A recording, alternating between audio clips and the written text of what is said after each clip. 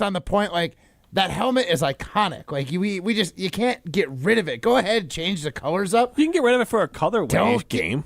But first of all, why was it a colorway game? It was a Sunday night football. Like, this isn't showcase. Thursday. This is a Thursday kind of thing. I was not pleased when I did not know that both these teams are going to go with alternates. That speaks to... That was my first take of the game. That speaks to the quality of the game we watched. No, it was a good game to watch.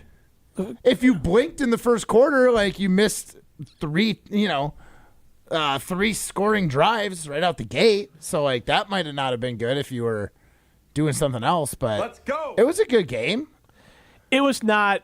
I mean, if you're just a casual observer, it just wasn't that entertaining.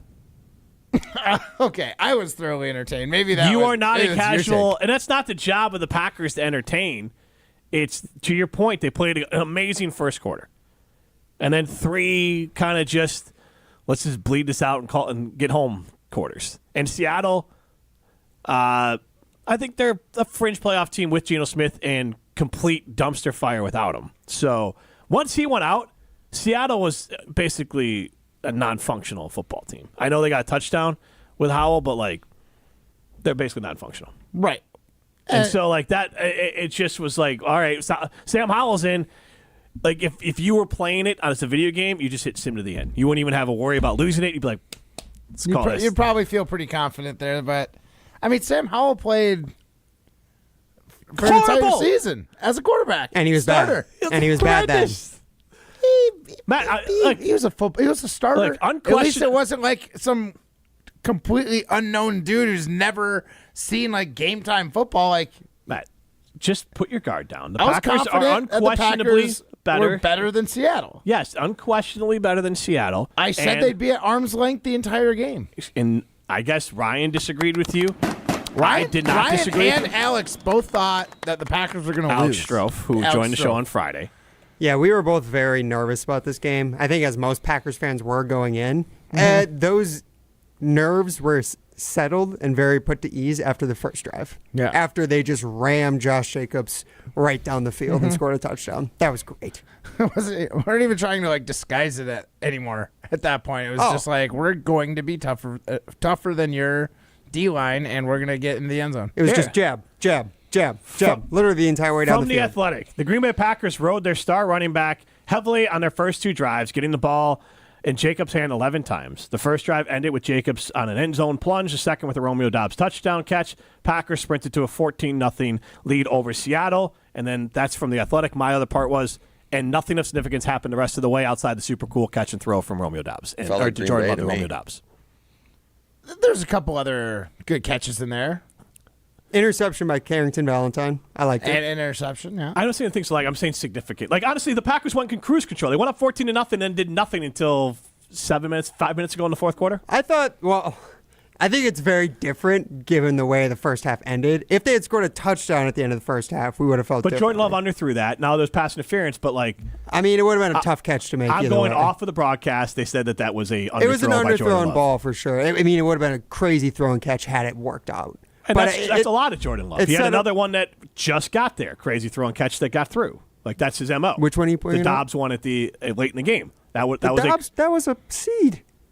But it was, I'm saying, the good way, crazy throw and catch. So he's able to throw those seeds, and then obviously he didn't throw it. Dime to Christian Watson down the sideline. That one, that was Christian Watson's highlight reel play of his career. It was also, when you look at where the ball was placed, like, it's very what Rodgers would talk about. You're putting it to a spot where only the wide receiver can make a play on it. Sure, they're going to have to make a good play, but there's no chance that any other player on the field can touch that ball other than their wide receiver. And that pass to Watson was one of those. I was just saying that Jordan Love is capable of making those seed throws at the end of the half that he just didn't make that time. That's all. There was some sprinkling of entertainment from the second quarter on as well. I'm talking from a casual, like, you're a Packers fan. There's a ton of entertainment. If the Bears Vikings game, and I guess Packer fans will have an invested interest in tonight, but let's say the Bears Packer game goes the same way, or the Bears Viking game goes the same way. Let's say the Vikings are the team that's the most likely scenario that handles the Bears the way the Packers handled Seattle. You're not going to find that game that entertaining. I might be scheming for how my team can beat them when we run into them next. But that's again after. Correct. New Orleans. I am correct.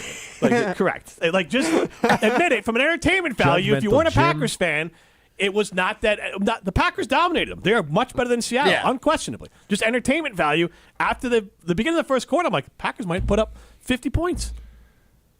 I think Josh kick Jacobs. A lot of field goals. I think Josh So you're Jacobs saying is if very you're not a entertaining. fan of the team, you don't enjoy watching a beatdown. Right, who does? Okay. I would Okay, turn off a beat. I've turned off beatdowns on Sunday Night Football. Downs. That's Downs. Hey, Downs. I agree with you. I Downs. think I have changed the channel to watch a closer game as well. Right. That's fair. Yes. I guess that's fair. Yes. But you being a radio guy in the Packers market, I thought you would find it entertaining because you're like, there's so much to talk about. Like McManus was amazing. I mean, he was kicking them left and right after that first quarter. After the first quarter, McManus was the MVP of the game for the Packers. No, it was, and unfortunately for the Packers, just from like a test point, like they again, unquestionably, I think they are, and they can move up.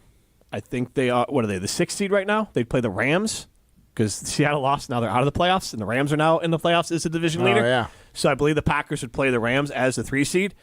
The Rams being a 3 seed, Packers 6 seed. Right now, that's why I have the Packers. Like, I'm not as far as ranking, I'd have them as a better team than the Rams, but as the 6th seed, 5th best team, 6th seed, or 4th best team, 6th seed, that's somewhere in that range. That's where I have them. They didn't change much. They can't really do anything to change my opinion of them until Minnesota. Well, they can't improve your opinion of them until Minnesota. If they would have lost that, you certainly would have downgraded them. Well, I'm saying going so forward. it would have changed. I'm going for like the Saints. Like if But they lose to like the even Saints, that game, there was nothing they could do in that game that would have had you been like, oh, okay. They solidified. They had a room to go down. Because the Commanders are right there, and the Commanders look like a very good football team. So they do have, if you're doing NFC rankings in the NFC, like team rankings, which are insignificant, I would put the Commanders behind the Packers, but they are nipping at their heels, and the Packers still kept them at bay because of the game they played against Seattle. I have the Packers below Philadelphia and Detroit. Even with Detroit's injuries, I just have to assume they're going to figure it out. I mean, until proven otherwise, if they don't, they don't. I'll give that to you. Minnesota, we'll find out in 2 weeks, I believe. They got the Saints and then Minnesota, so we'll find out then about Minnesota. Monday night, right, against the Saints? But if Saints Monday Night Football, yep. And if I'm picking today, the team that the Packers might have the biggest issue with is Philadelphia, who they might mirror the most offensively. They are really relying on Josh Jacobs. So I think Josh Jacobs, and this is what I want to ask, 844-770-3776, is Josh Jacobs the MVP of the Packers this season? I think he is. And, Matt, I think weirdly you and I both were right on Josh Jacobs because I thought he would be like his yards per carry if we did this whole little game. Right. His yards per carry are 4.3, which is very pedestrian. But his yards and his TDs are higher, and he's a usage guy. So he's honestly a throwback. But if you looked at the Packers, obviously the way the Eagles use Jalen Hurts is different in the idea they use his running ability and his touchdowns. Statistically, if you count for total touchdowns and total yards, Jordan Love and Jalen Hurts are very equal QBs. I think Jalen Hurts has more TDs. I think he has like 14 rushing TDs and 18 throwing. And then he's rushed for, 600-700 yards, somewhere in that range. So it all kind of comes out in the wash statistically if you do the whole thing for Jalen Hurts. And I think at this point, that's his package. Like you have to do that, just like Lamar.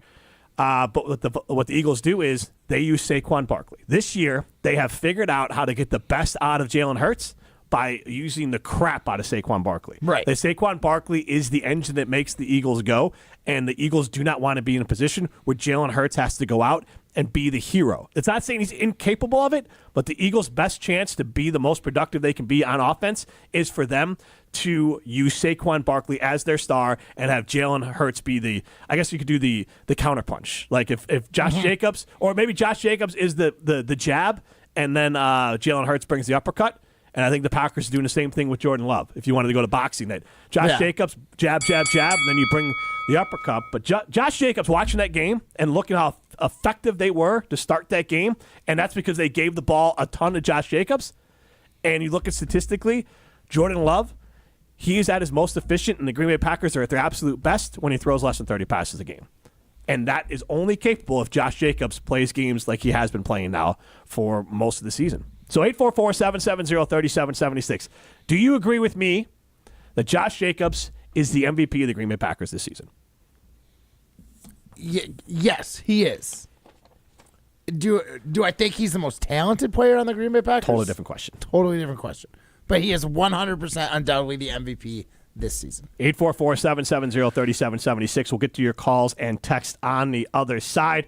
Today I worked out at Carbon World Health. Had a fantastic workout there. Again, I got a little bit of a shoulder thing that is basically gone. And the reason why it's basically gone is because they make sure that I just work around the shoulder. So today was an upper body day. Like you do lower body, you don't have to worry about it at all. But the upper body day, there's just kind of a few things. Like let's just go with like 90% of your max instead of 100. Or, if it hurts above your head, we'll just do a slightly different workout there just to make sure that we're getting the most out of my arms and my shoulders without hurting anything. But then also they have cryotherapy. They have red light therapy. Sounded like maybe you needed a little cryotherapy after your own home gym workout at Hamilton. Yeah, the recovery is pretty unparalleled at Carbon. And then, but you can do semaglutide, you can do hormone optimization. All those are available for you at Carbon World Health, whether it's on Whitney or in Sun Prairie. This is Jim, Matt, and Molly, presented by Coors Light. You're listening to Jim, Matt, and Molly, presented by Coors Light on 100.5 ESPN, ESPN Madison on YouTube, and Wisconsin On Demand. Ho, ho, my back. Santa? Ho, ho, Gina Dello from Pella. You've been a good girl this year. Is that why you're in here building new windows? Santa's doing OT. Let me make a call.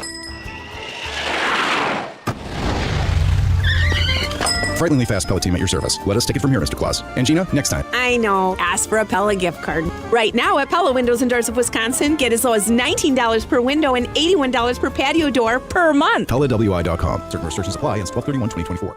Hey, it's ESPN Wisconsin's Alex Strofe. The holidays are here, and there is no better way to celebrate than with the delicious brandy or whiskey from Door County Distillery. It's the holidays. People are coming over. You're mixing up old fashions. No better way to do it than with the cherry brandy from Door County Distillery, made with local Door County cherries, or the 27-time gold medal award-winning single malt whiskey. No matter if you want your brandy old-fashioned or your whiskey old-fashioned, everybody's pleased with Door County Distillery. DoorCountyDistillery.com.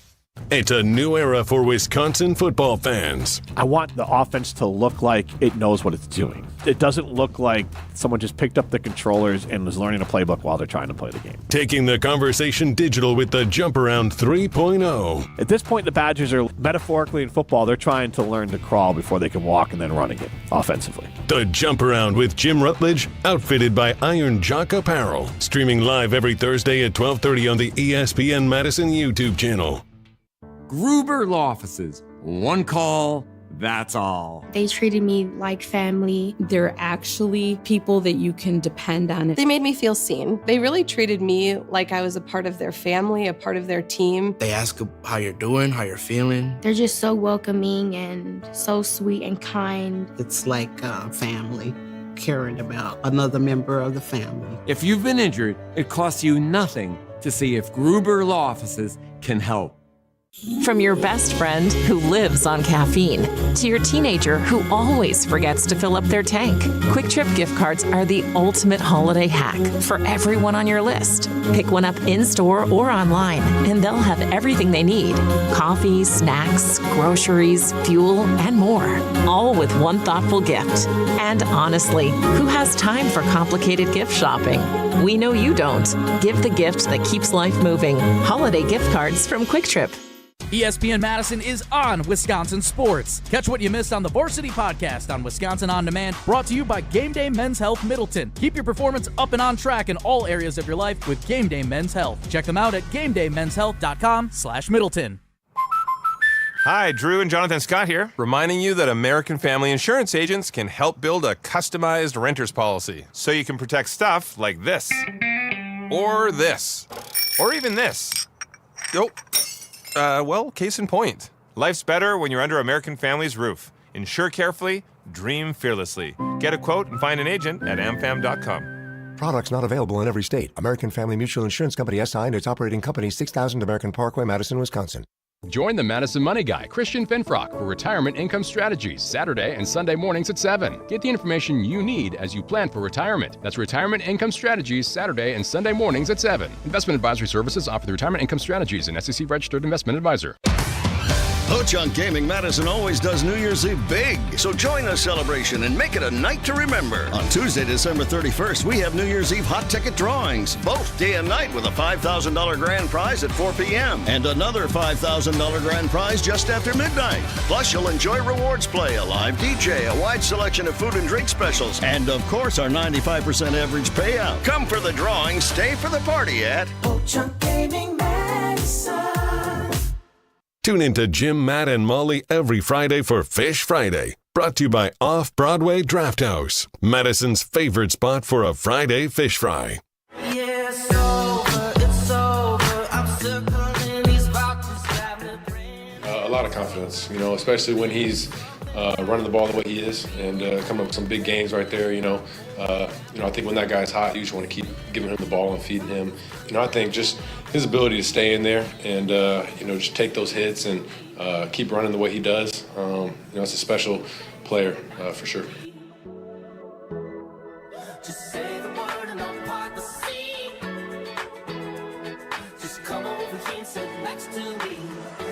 That was Packers quarterback Jordan Love on Josh Jacobs after the Packers dismantling of the Seahawks last night on Sunday Night Football. Matt Hamilton's biggest takeaway of the evening: uniforms were yucky. He's Matt Hamilton. I am Jim. Because everything went according to plan. You can get into the show, 844-770-3776.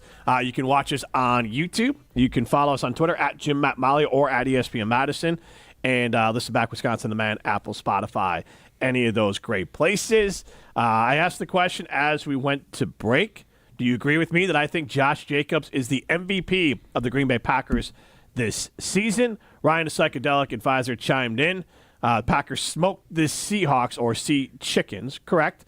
Tyler in Sun Prairie, I agree, not entertaining, but I think it's more of the change of both teams' schemes. Seahawks loaded the line to stop the run, and the Packers went to running the clock as much as possible, turned into a bunch of first down passes and boring plays after that. Rip and Rona said, I agree with Jim that Jacobs is the MVP of the team.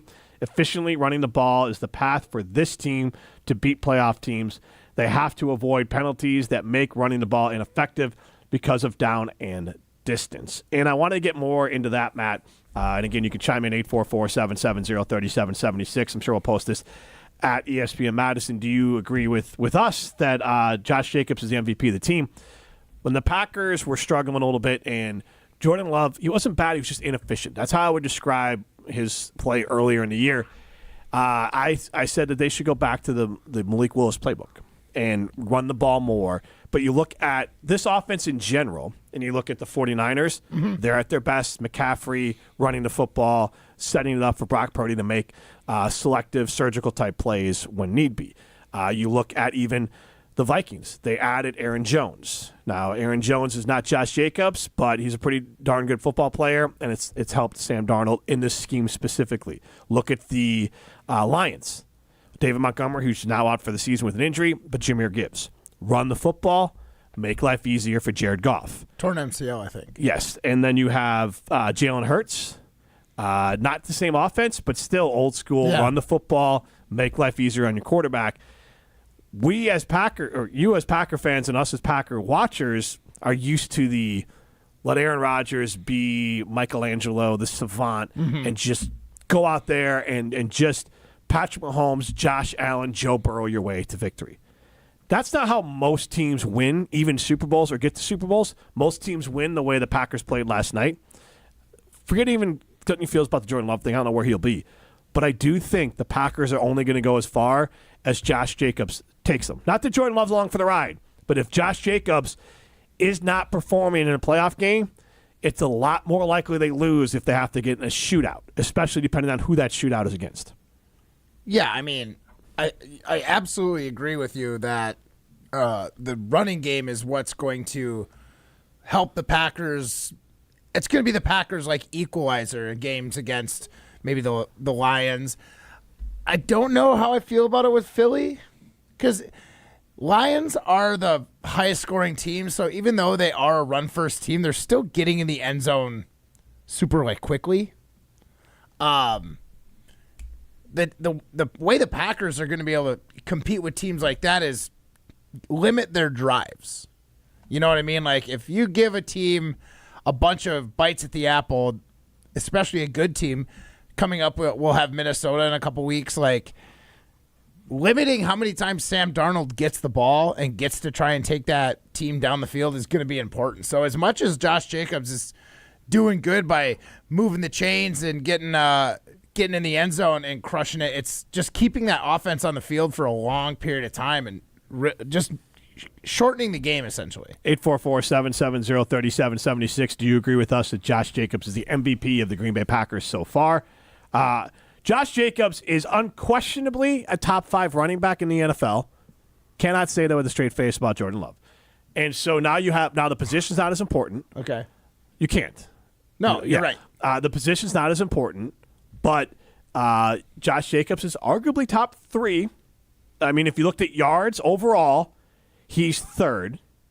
And then you look at yards per carry, well, then maybe you make a case for Jahmyr Gibbs or Kyron Williams. Derrick Henry and Saquon Barkley, I think I would put as number 1 and 2. Saquon Barkley at almost 6 yards per carry and Derrick Henry at 5.8. And they both have more yards than Josh Jacobs running the football. And they both have over 100 yards per game. Josh Jacobs is at 82 yards per game. So I would say he's somewhere between 3 and 5. A little bit of between him, Kyron Williams, and Jahmyr Gibbs. What's your flavor that you want? They're not, it's a little slightly different in there. He's also behind most of those guys in touchdowns. Barkley's got 11 on the ground. Derrick Henry's got 13. Josh Jacobs has got 12. Kyron Williams has 12, and Jahmyr Gibbs has 11. So there's no case to be made that Josh Jacobs is anything lower than 5. You can make a case for him at 3rd. You can make a case for him at 5, but nowhere can you make a case for him being anything worse than the 5th best running back in all of the NFL, not just the NFC. Mm-hmm. And that, to me, is why this Packers offense is functioning the way it is, especially the last few weeks. Yeah, I mean, it takes all the pressure off of Jordan Love. So when Jordan Love does have these opportunities to try and make a play, it's against honest defenses that don't know if the run's coming or not. And it's a guy who's fresh, right? Like, they haven't gotten that look yet this game because we've only thrown the ball 25 times, right? Mm-hmm. So I think the big benefit here is a lot of these plays, I feel like when you throw a bunch of passes, just getting into the hole, trying to disguise the play pre-snap, working on different counts so like the defense doesn't have a total beat on when that ball is going to be snapped. It's like adding more moving parts to run the same play. The Packers are most efficient when Jordan Love doesn't have to worry about any of those extra moving parts. He knows where the guys are going to be, how to progress through his read, and how to drop a dime in there. There's no reason for him to overthink it or have to overwork it if you don't have to. If your running game is working, you only need to throw the ball 30 times. You don't need to add any of the like extra flair to your offense that could, get one of your offensive linemen to jump off sides or just make a dumb play. Jordan Love is at his worst when he has to be a playmaker, and that's most NFL QBs. He obviously has the big play moments. And he can be a playmaker, but I wouldn't quite bank on it yet. Right, most quarterbacks are at their worst when they're playmakers, but not saying he doesn't make plays. When he has a clean pocket and he makes an amazing throw, that's still being a playmaker, in my opinion. Uh-huh. It's when he's not a very mobile or rushing quarterback. You get him off his spot, he's not super athletic in a way that he can get away from the pass rush and make things happen or stress the defense. Mm-hmm. He's not really a threat running the football. And then he makes his dumbest decisions when people are around him and people are hanging off him, which can hurt the ability to throw the ball, all these different things. Rolling right. So, like, loves that crossbody throw rolling right. He believes in his arm a little too much at times. So that's when he's not a playmaker, a singular playmaker. He is a playmaker within the offense, which is not something that most quarterbacks can say they are. Like, he can make some amazing throws on time within this offense that most quarterbacks in this league can't make. When he is bad, it's when he is having to be the guy who is, doesn't mean he never makes this play. Mm-hmm. People get caught, but when he makes the mistakes, it's when he's the guy running around trying to make a play, and then he does something dumb. So against Seattle, 20-27, 229, 2 touchdowns, 0 interceptions. That's honestly the perfect game from Jordan Love. Perfect game plan from Matt LaFleur. Now, you have Detroit, 200 yards, 12 of 20. That game was weird. 10-yard average, but like only 20 passes. Like, again, goes back to Jacobs as the MVP, that the team just wanted to get the ball to Jacobs. He played against Miami, a perfect game, in my opinion. 21 of 28, 274, 75% completion percentage, 2 touchdowns, 0 interceptions. San Francisco, that game was meh. I mean, he completed 56% of his passes, but again, only 23 balls thrown in the air. They were able to run it. It didn't matter.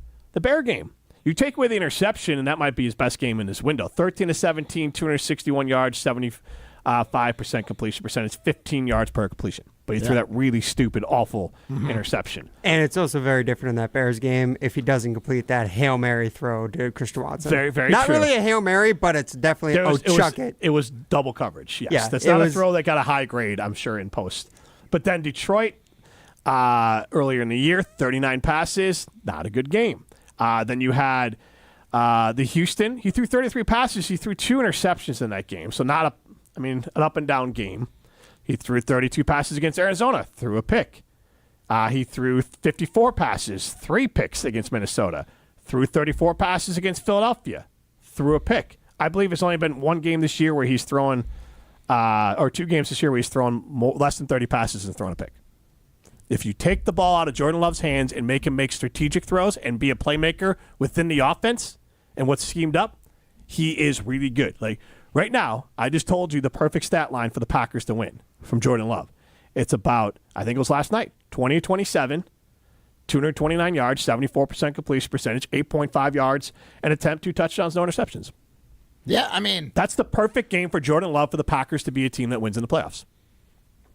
Is that a recipe for winning in the playoffs, or is that a recipe for being a playoff team? Because I don't know, like, at some point you're going to go up against teams that are going to put up more yards than that, or running backs that are better than you're going to run into Barkley, or at least somebody like Gibbs who's going to be a peer of Josh Jacobs. You need some standout. Again, that's close to stand. That's not bad. No, it's definitely not bad. If you average that out, so I don't know what's this called 250. What's 250 times 17? Like this, and then obviously throw some interceptions in there, but that's 34 touchdowns, and I couldn't even guess on the yards. Got it. 4,250. That's what he's going to do this year. Right. Also, absolutely is. Over the last 4 games when he's been his most productive, he's averaging just under 220 passing yards per game. And it's not even a yard. It's just a matter of keep the attempts at a minimum, which then obviously lowers the yards. But the yards per attempt have gone up. The interceptions have gone down. And he's become more efficient. So the Packers are at their best when Josh Jacobs is setting up the run to make life for Jordan Love easier. It makes me think that everybody on this Packers team is really bought into Matt LaFleur's scheme. Matt LaFleur, this is exactly what he wanted to run, how he wants to run it. You know, I feel like a little bit of that early season, you see Jordan Love throwing 30 to 35. I think in Minnesota you said even in the 40s or 50s there. A lot of those throws might be, he was cooking at the end of last year. Should we continue to let him cook to start this season off? Like, I wonder if him going down, running Malik Willis, having success, there was any part of LaFleur or even Love that is like, this is the recipe for success here, and I just need everyone to buy it. And I proved that this is a recipe for success with Malik Willis running this offense. I think it's Jordan Love being a good quarterback, a winning quarterback. I don't think, and I'm not going to listen to any more guy who still texting in his feels, because I'm saying that Jordan Love might just be like Jordan Goff or Sam Darnold and Brock Purdy in this offense where that quarterback is not supposed to be the star. They're supposed to be the one who makes the plays when they need it. It's not a game manager. I think Jordan Love is also smart enough to be like, I already got he got star money. Now you just do what you need to do and what's asked of you. And if what's asked of you is 28 throws, complete 21 of them for 220 yards and 2 touchdowns and no picks, you're going to do that.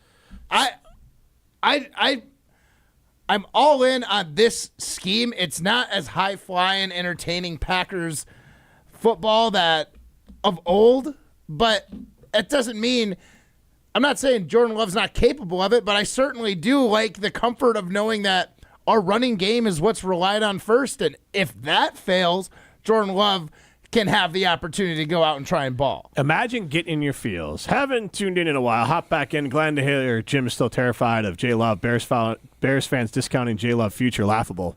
I didn't hear you discount his future. And I literally broke down his, imagine getting so triggered that you get in your feels where I said that Jordan Love, 4,200 yards. And 34th, which is basically what he's going to do this year. The yards is really close. All I'm saying is this season, you can't run the offense like he's Mahomes, Burrow, or Josh Allen.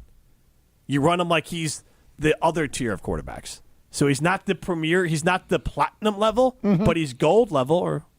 Yeah.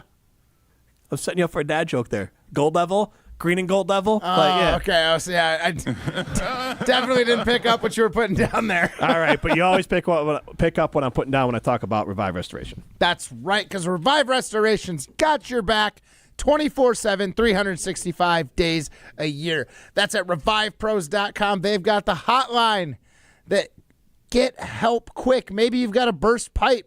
Maybe there was a fire or you had some smoke damage. Revive Restoration can help you. My friend Phil had a flooded basement on a Sunday, torn down to the studs, dry, ready to get his life back on track again by that Tuesday. That's right, 2 days, and he was back on track again. Revive Restoration and revivepros.com is where you can find the whole gambit of services they have to offer you. And if you can't find it online, go ahead and call Revive Restoration and tell them Jim, Matt, and Molly sent you. Green and Gold Blind Rankings next. You're listening live from St. John's, Newfoundland. The Newfies love Jim, Matt, and Molly. 100.5 ESPN Madison. Coors Light presents To Chill or Not to Chill. When your friend skips your favorite song on the playlist. End the friendship. Or choose chill because that song lives rent-free in your head anyway. And you planned ahead by bringing Coors Light to the party. And the sound of that ice-cold can cracking open was music to your ears already. Coors Light. Choose chill. Celebrate responsibly. 2024 Coors Brewing Company, Golden, Colorado. If you're looking for a special piece of jewelry for any occasion, Condon Jewelers is always there for you. Condon Jewelers has the best selection of jewelry you'll ever find and guaranteed to have the lowest prices in the Madison area. Free shipping is always available. Visit CondonJeweler.com or call 241-3406 and ask for Jim, the owner, who's at the store every day. Shop locally. Condon Jewelers, the jeweler on the east side, the jeweler on your side. This season, Chevy brings classic pairings, cookies and milk, mistletoe and kisses, and your holiday plans and a new Chevy. Silverado 1500 gives you power and capability with 430 pound-feet of torque to haul your holiday tree. Equinox EV and the all-new Equinox offer award-winning quality and style to see you through the holiday season. See why Chevy makes everything better and brighter. See your Badgerland Chevy dealer today. Have you been waiting to buy your next home? Stop. Now is the time to get housed. What's up, Madison? It's Stacy from Bruner Realty. Nobody has a crystal ball to know what the future holds. The longer you wait to find your next home, the better the chance you'll be paying more for it than you would be today. Don't miss out on what could be the best opportunity to find your dream home. Contact our team at BrunerRealtyInc.com to help start your search. That's BrunerRealtyInc.com. Let's get housed. Listen to Wilde and Tausch, presented by Pella Windows and Doors of Wisconsin on 100.5 ESPN. If I may interject, let's pretend you're a first-time listener to Wilde and Tausch, and you tune in. What the hell is this? They're discussing syllables. Wilde and Tausch, weekdays 9 to noon on 100.5 ESPN. Also brought to you by Grassland Dairy, Home and Lindsay Paints, Coors Light, Made to Chill, and American Family Insurance. Cousin Subs is spicing things up this fall with a new sub and a delicious shake. The Chipotle Cheesesteak Sub, with either grilled-to-order chicken or steak, features pepper jack cheese, sauteed green peppers and onions, jalapenos, and Chipotle ranch dressing. And that's not all. Pair your Chipotle cheesesteak with a delicious mint shake, and your taste buds will fall in love. Order in-store, online, or via the mobile app. Cousin Subs. We believe in better. Welcome back to Jim, Matt, and Molly, presented by Coors Light on 100.5 ESPN. Also brought to you by J&K Security Solutions. You got a reaction. You got a reaction, didn't you? You took a run on it. Rippin' Rona chimes in. The thing that is great about the Packers is that I think they can win games multiple ways. Heavy Jacobs for sure, but Love also has it in him to win a shootout. LaFleur isn't handcuffed by being one-dimensional. I agree. Well, Love definitely has it in him. I just don't think that's the way that you don't want to bank on it. Their plan A, I think, is the way to do it. 844-770-3776. I want to get to Eric and Madison as well. The Packers' offense is way better when the running game is clicking. This was true last year with Aaron Jones, who just isn't as durable. He's Matt Hamilton. I'm Jim Rutledge. Primetime will or shine behind the glass. You can chime in. We, as a show, I guess, Ryan, I haven't put you into this. Do you agree that do you think Josh Jacobs is the MVP of this team? Somewhat, yes. I think the running game is the most important part of this team. I think there's more to that than just Josh Jacobs. I almost feel like it's more the Matt LaFleur baby more than anything. Yes, but like Josh Jacobs is the primary avatar. Yes, so he's the one that allows it to work. This so offense. It's not MVC, it's MVP. What's the C stand for? Coach. MVP. Player. So it can't be Matt LaFleur. That's true. I totally agree with you. This is a Matt LaFleur brainchild. I do agree somewhat with what Matt was saying, though, is that if the Packers are going to be a team that goes deep in the playoffs, Jordan Love does need to be the MVP at some point. And that's because the other part of this team, we're going to talk about it later, in this style that wins, the defense is still not up to stuff. I know they had a great game against Seattle. People saying that the pass rush is fixed. Guys, chill out, Sam Howell, please. I mean, Rashawn Gary is making his mark. Oh, yeah.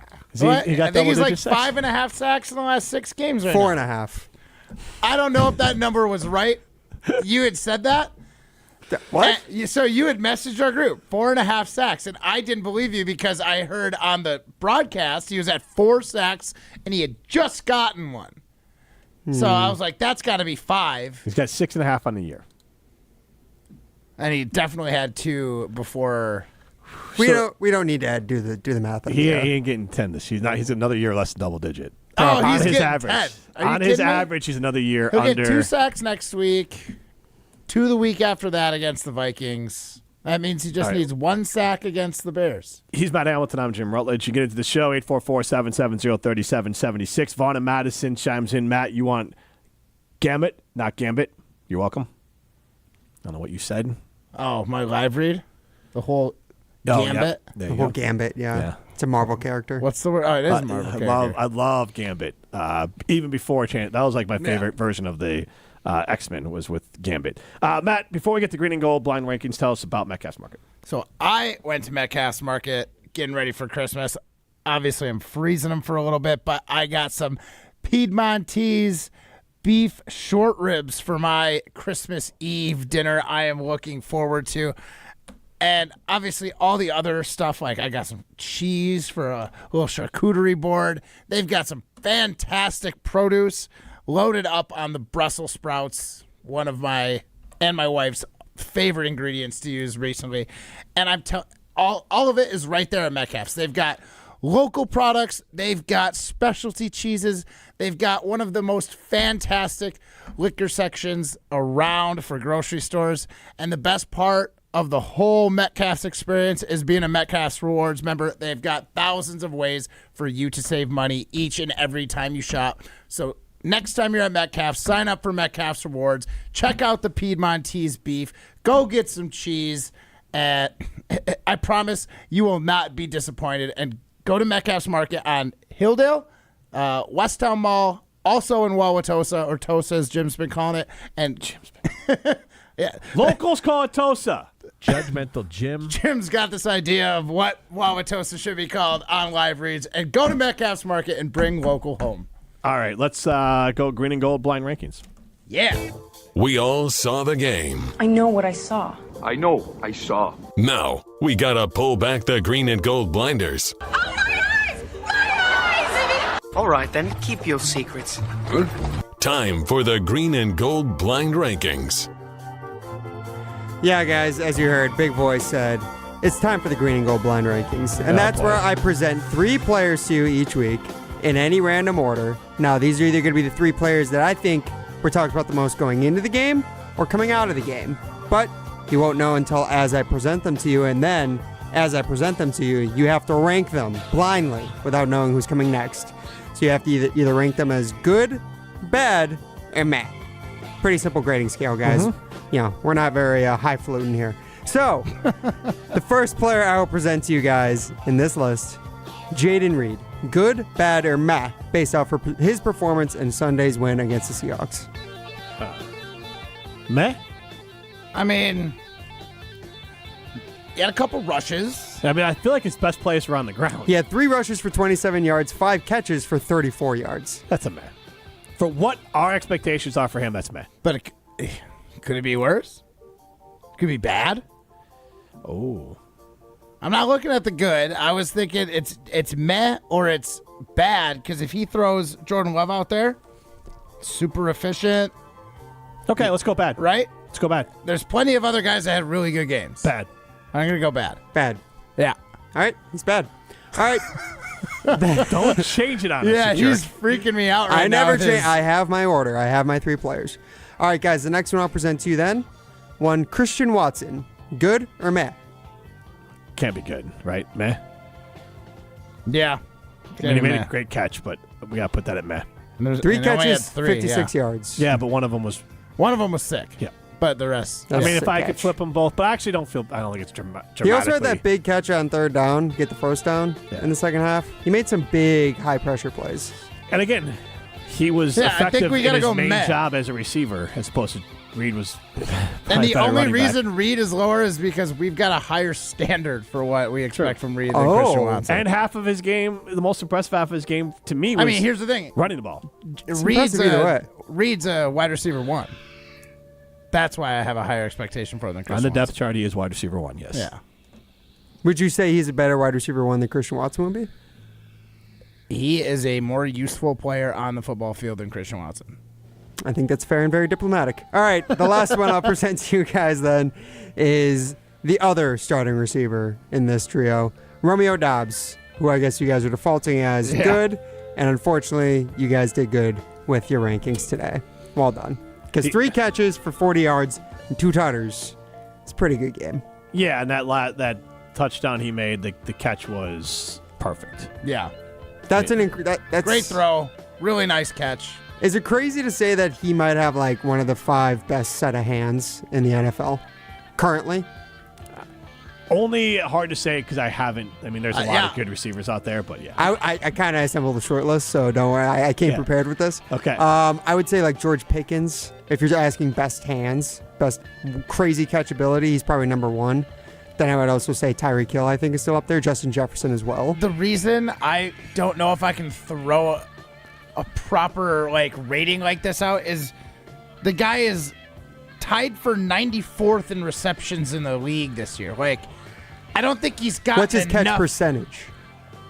What percentage? I don't know what his think Matt's catch on a site. percentage is, but he's only got 37 catches all season. True, but I mean, so it's hard to make a judgment on guys like you're talking about Tyreek. He's like 90 to 100 receptions a year. You probably got 90 or to 100 out of Justin Jefferson. I can get Pickens some is probably going to have close to 90 this year. Can we just? He's very good. I was more impressed. The throw is good. I was more impressed by the catch than the throw. Yes. Really? Yes. Oh my God, yes. No, that for throw me, goes the complete. throw is such timing. It was knowing he was going to make the break, and he threw it 2 steps before. Was that on 3rd down? That was a 3rd down throw, Yes, yes. I was most impressed by the throw in the idea that Jordan Love, who was facing pressure, made the decision of, I'm going to toss this up, and if it gets picked, it's going to be a touchback, and we're I mean, I guess in theory you can make a field goal, but who cares? Or it's a touchdown. Like, I just love the decision-making process in that throw. It was a good throw, absolutely. But Dobbs made that throw work because he had to still go and get it. Yeah, like he ran the perfect route and then he was picked able it to off make the ground and roll it through. Like, Yeah. if that route is, like, honestly, the pass put him further to the end line than it, a better throw has it a little bit closer. So it was a really good throw. Right. But the catch was elite. Given when Jordan Love threw it, maybe he could have thrown it sooner, I guess. But I think, honestly, that's a lot of times with Jordan Love. Given when he threw it, I think it was the right time, though, still. And I think it was the only spot where it would have worked. Yeah. And I don't think there's another receiver on the team who makes that catch. I would say good to great You throw. think Reed makes that one? What's that? You don't think Reed can make that one? Not plucking it literally off the turf the way he did, falling down, staying in bounds. And getting the elbow down to be able to count. Because if his elbow doesn't touch, it's not a catch. Exactly. Yeah, because his knee or So I shin would would say hit first. good to great throw, elite catch. That's how I would do it. That's all. And that's what I'm saying. I think he has elite hands. Without a doubt. And Best in the league. And Jordan Love is capable of making elite throws. He's Matt Hamilton. I'm Jim Rutledge. Primetime always shine behind the glass. This is Jim, Matt, and Molly, presented by Coors Light. You're listening to Jim, Matt, and Molly, presented by Coors Light on 100.5 ESPN, ESPN Madison on YouTube, and Wisconsin On Demand.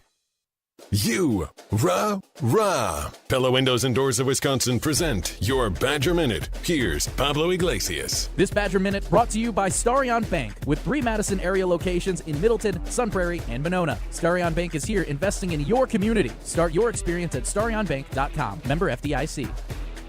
Big 12 Radio's Ari Temkin joining the Jump Around Digital Show with Jim Rutledge, the analyst with his thoughts on Jeff Grimes, who led Kansas's offense before coming to the Badgers. Just from a Longo versus Grimes standpoint, it's just such a better fit. And you are not going to find very many teams that he ran that did not have a really elite rushing offense. Ultimately, he's the perfect fit, I think, for Wisconsin and what they want to do. Run back the full Jump Around interview on ESPN Madison's YouTube channel.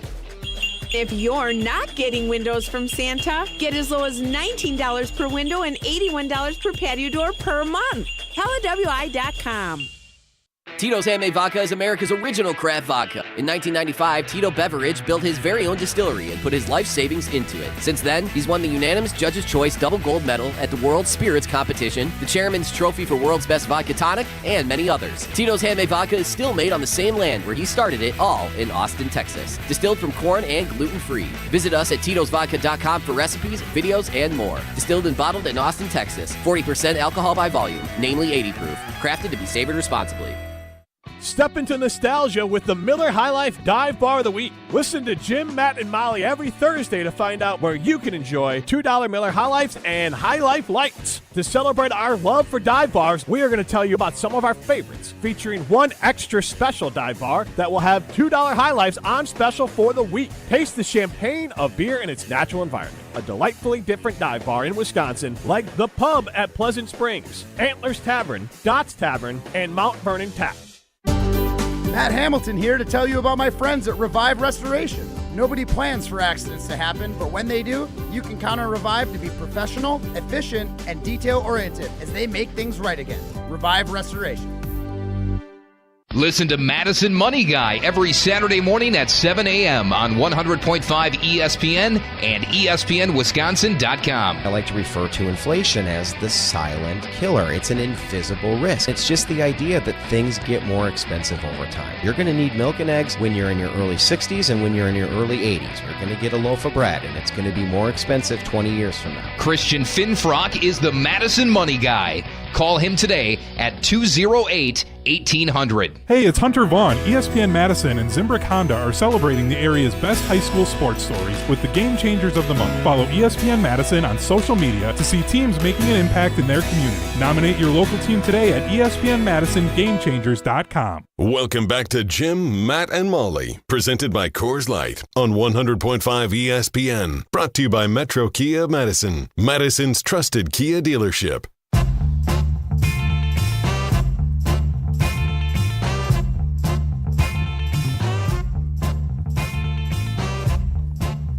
J&K Security Solutions. Locally owned, veteran-owned, and family-owned. They will protect your home or business.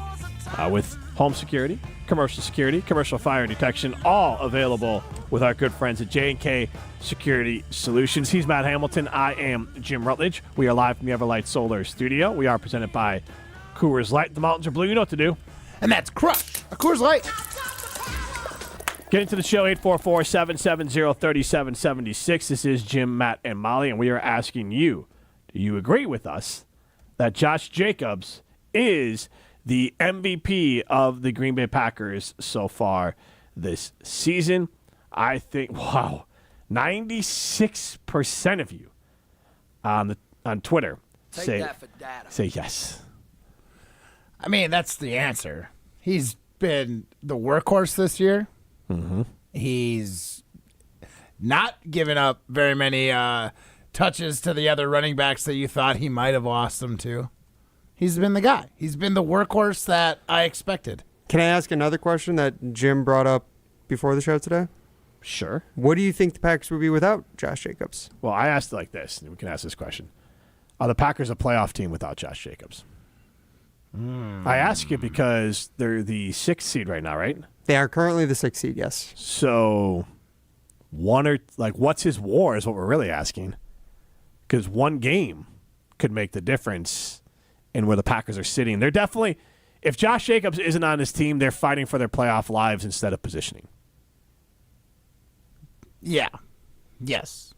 And that's not the full definer of an MVP because, like, quarterback, you take it. Well, I don't know. The Packers are 2-0 without Jordan Love. But in general, that goes to Josh Jacobs. And LaFleur. So do you think the Packers win that Colts or Titans game without Josh Jacobs? Titans probably. 151 yards on the ground against the Colts on 32 carries. He was the guy. He was. And so... Jaguars game, too, if he's not there in the second half with Malik Willis at quarterback. Mm-hmm. Let's look at these games here. So they beat the Bears 76 yards rushing and a touchdown. They whooped the 49ers 3 TDs, 106 yards. Miami, he was irrelevant in that one. The Lions, 18 carries. He had 3 touchdowns, but he was the one keeping him in that game. And then against the Seahawks, 94 yards. So, and then even the Jaguars, where they barely won that game, 120. They don't beat the Jaguars without Josh Jacobs. That game right there possibly knocks them out of the playoffs.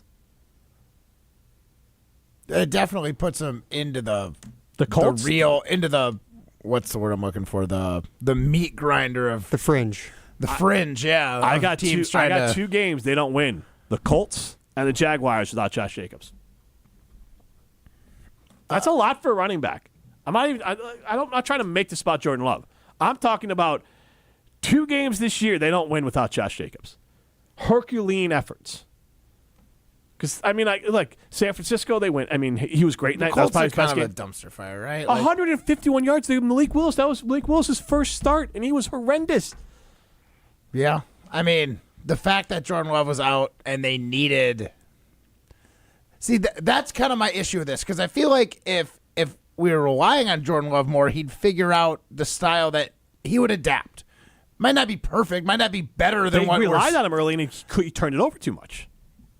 Agreed. During this winning streak is when the attempts have gone less than 30. I agree with that, but I'm saying is you have something like Jordan Love right now is our plan B. So if plan A is rushing the ball, okay, yeah. 1A, 1B, but either way, you're relying on your running game, and you're thankful that you have a guy like Jordan Love who gets to be that essential 1B when you need to get down the field quickly and can't rely on the run. Great to have a quarterback that you trust to sling it. But you make a point, obviously, with Malik Willis being the starter there. We might lose if Jacobs is not playing with Willis. And then the Jaguars, that was also Willis? No, Jaguars is just he had a hell of a game. And well, Willis came in for the second half, remember? Right. That's when Love got injured. Yes. Right. And Love wasn't that – he was okay in the game. In the first half, he was meh. The team was very meh in that game. Yeah. Those were just 2 games where he was the driving force for victory. Here's your point, Matt, and you are right on this. The Packers, and I think he's capable of it, I just think the Packers have decided that for us to win the most amount of regular season games, making Jordan Love have the keys to the Ferrari and make him make all the plays is not the recipe to winning a ton of regular season games. Mhm. You still need to have that QB, and he gets paid to be that QB in the playoffs, and he'll have an opportunity to be that guy again. But the few times this year when they've had the shootouts, he's turned it over too much. So I think they've said, you know what, let's put a governor on him. I think it was more just like, we don't need you to do this out. We need you to sling it out of necessity. We don't want you to sling it just because you want to sling it. Like, this is the way Matt LaFleur wants to run the offense with runs. If that doesn't work and we have to get you over 30 passes, we're thrilled that you're here and you're the guy doing it. Right, because he's not as efficient as a quarterback when he throws the ball more than 30 times in a game. This season, I totally agree with that. Yes. So, wait, are you saying different last season? Last season, near the, I want to say in the last 9 games, he had more attempts than 30 attempts is a lot. I don't think he did. I think it was kind of it was just pedestrian number of attempts, kind of like Jim is saying. All right, then maybe he is. Maybe he's only got 25 And again, throws that's a not week knock in his on, like, arm. No, it's just a matter of if you make his life, if you want to make Well, him you're the most. saying anything over 30, he starts throwing picks. It's like, that's the magic number. Well, because then Picks the don't ball, happen there's a when lot he of throws factors less to than 30. it. There's a lot of factors to it. The other part of it is the defense. Now, and I compared them to Philadelphia. Philadelphia's defense is elite. Packers' defense, I would say, is pedestrian. Okay, so I will say I'm looking back at his numbers from last year, and those final 7 regular season games when he got on that hot streak, he did throw the ball over 30 times in all but one of those games. And that's including Detroit when he had 32, Kansas City, probably his best game, he had 36. Then the Giants and the Bucks games, he threw 39 in both those games. He was bad in both of those games. Right, but we didn't have a run game. Like, it was the necessity. Now that he's not the necessity to win games, but this year they're cooling him down. Okay, but this year, 3 picks against Minnesota, necessity. A pick against Philadelphia, necessity. No. We have Josh Jacobs. We weren't utilizing him, correct? And you're right. He wasn't playing. But I'm saying the times he's had to do it this year, he hasn't. When he's gone over 30. I think we found our best current setup with it. I'm not saying like that because you're looking at this Minnesota game and the guy looked hobbled the entire time. Like, there is other things that what about against are Detroit when he was 23 of 39 with an interception, completed 59% of his passes? Oh, yeah. Again, I will concede you're right there. It is maybe the best defense in the NFC, so I think there might be some factor in that as well. But you're right. Against Detroit, he had plenty of options and wasn't great. He'll face in the playoffs. Most likely. He'll play good defenses. The best defense in the NFC is Philadelphia. Okay, then the second best in the NFC. Might be the worst defense in the NFC, given the injuries they've gone through now. At this point? Honestly, actually, yeah. At the time when Jim's stating this, they didn't have and crazy he was injuries. just coming off getting injured in the second half against the Jaguars. So he was not fully healthy in that game either. And again, I'm not trying to make excuses for the guy, but I'm like, you can look at stats and you can take some of these stats with a grain of salt because they don't say the other situational intangibles that all go I'm along saying with is these that stats. I'm not saying he's incapable of it. You like to look for patterns, and you found one right now, and you're really stuck on the idea that if he throws more than 30 passes, the Packers lose the football game. I said that he is less efficient when he throws more than 30 passes. They don't even necessarily lose. He has a lower completion percentage and throws more interceptions when he kicks over that 30. They don't always lose those games. He is just less efficient when he does that this year. I would agree with that based on the stats you're showing me right now. You mean the facts? Right? You agree with the facts? I'm saying these last 5 weeks, if they threw it more, he'd probably still have a good completion percentage. Because he's healthy right now. But that's a counterfactual. No, you can't tell me literally a counterfactual. I'm wrong that he could keep his I'm saying you can't prove it. high. You can't prove it. It's a counterfactual. An unprovable fact. Counterfactual. Which means unprovable fact. Counterfactual. I'm not arguing the abyss. Yes, you are arguing the abyss. You're showing me games where he's injured, he doesn't complete a high percentage, but now that he is healthy and Josh Jacobs is rolling, there's no reason to believe that if he got 31 passes, all of a sudden that percentage was probably like 59%. He was pretty healthy against Houston, right? He threw 33 passes. He threw 2 interceptions in that game, and his average temp was 6.7 on the lower end for him. I'm sorry. He was healthy the entire Philadelphia game for the last game of the year. 17-34, 50%, 2 touchdowns, 1 interception. He was healthy the whole damn game. All right. Okay? You can have it, Jim. Because First game of the year? Okay. What other excuses do you want to spin? I mean, I'm just saying he took 8 snaps prior to that Philadelphia game in the NFL. I'm just saying this year it is factually proven that he is the most efficient when he throws the ball less than 30 times a game. I'm agreeing You are with extrapolating a bunch of feelings into it. I am not worried if he's got to throw more than that. I didn't ask you that question. Even if you should be worried. This is Jim, Matt, and Molly presented by Coors Light. You're crazy. Ben Brust here to tell you about the Princeton Club. I joined the Princeton Club because I was looking for a place I could invest in my health, and the environment and the community I have felt has made it so easy for me to incorporate it into my everyday life. It doesn't matter where you're at in your fitness journey because they have something to offer everyone. It also goes beyond fitness. From the moment you walk in the club to the moment you walk out, there is a togetherness felt throughout the members and staff that keeps you going for your better tomorrow. Don't wait any longer and get started on your fitness journey today at PrincetonClub.net. That's PrincetonClub.net. Hey, it's Kelly Sheffield, Wisconsin Badgers volleyball head coach. You're listening to 100.5 ESPN WTLX Monona, Madison, a Good Karma Brands radio station. Broadcasting live from the Everlight Solar Studio, this is your Metro Kia of Madison Sports Center. Good afternoon, Madison. I'm Ryan Wollersheim, and this is your Sports Center update brought to you by the college football postseason on ESPN Radio. Don't miss the opening round of the college football playoff featuring a triple header this Saturday on 100.5 ESPN and free on the ESPN app. And speaking of college football, it's been a busy day in the transfer portal for the Wisconsin Badgers.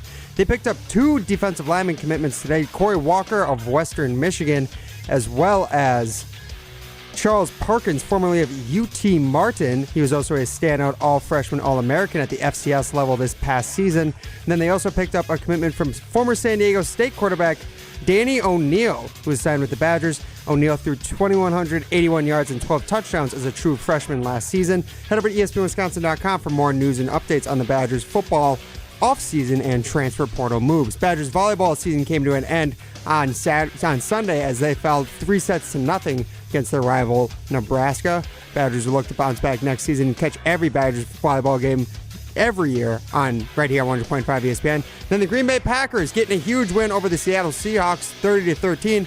Talking about that much more. Second off, Jim, Matt, and Molly right now. Metro Kia of Madison, Madison's trusted Kia dealer. Stop into Metro Kia on the east side of Madison or metrokiaofmadison.com. Everybody's ego takes a shot on this show. You gotta keep your chill with Jim, Matt, and Molly. I am savage. So you're not special. Jim, if we want to play this game, we can play this game. And I'm just like, oh my God, this guy's going to swing on Jim. He's a complicated fellow. Oh. People like me. I don't think so. This is Jim, Matt, and Molly.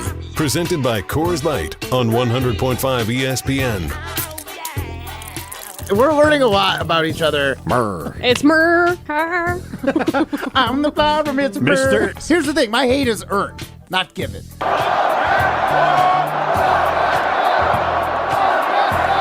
I also want to give a big shout out to our fans. I definitely was not expecting that many Packer fans in the stand. I was shocked when our defense was on the field and I could hear our Packer fans. So I definitely think Broadcasting that made a live difference from for the us. Everlight Solar Studio in downtown Madison. Alongside Matt Hamilton, here's Jim Rutledge.